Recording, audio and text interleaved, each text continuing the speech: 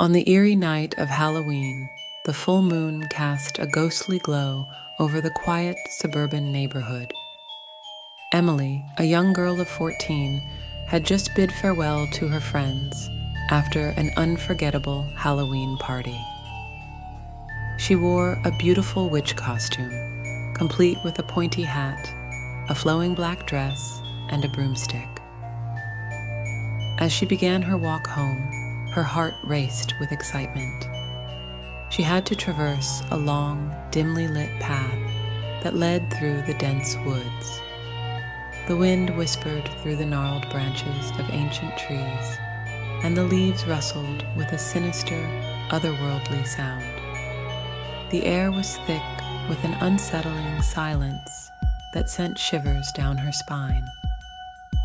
Emily's parents had always warned her about taking the shortcut through the woods at night, especially on Halloween. Superstitions ran deep in their family, and they believed in the tales of restless spirits that wandered these woods after dark.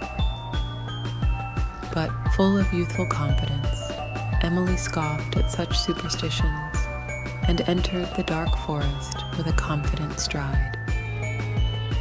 As she ventured deeper into the woods, the path grew narrower, and the moonlight struggled to pierce the dense canopy above.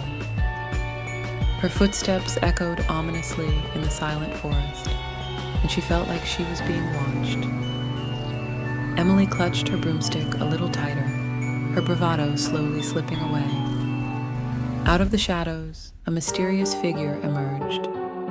A ghostly, tattered woman with long, disheveled hair and hollow eyes. She seemed to be floating, drifting effortlessly towards Emily.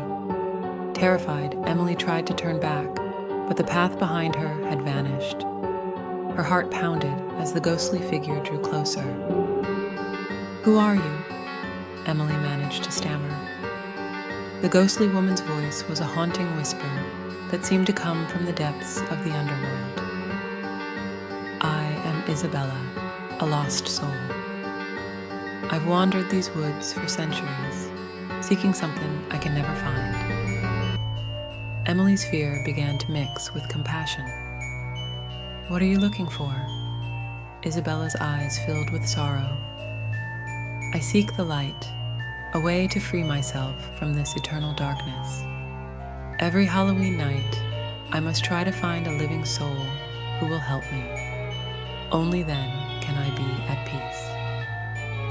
Emily, still trembling, realized that she might be the one who could finally help Isabella find her peace. She reached into her bag and pulled out a small flashlight.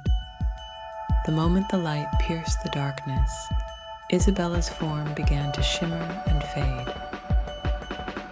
"Thank you," Isabella whispered as she vanished into the night, leaving only a wisp of mist behind. With a mixture of relief and awe, Emily continued on her way home. The woods no longer felt sinister. Instead, they seemed alive with a quiet beauty. As she stepped out of the woods and back onto the well-lit streets of her neighborhood, the moon bathed her in its comforting glow.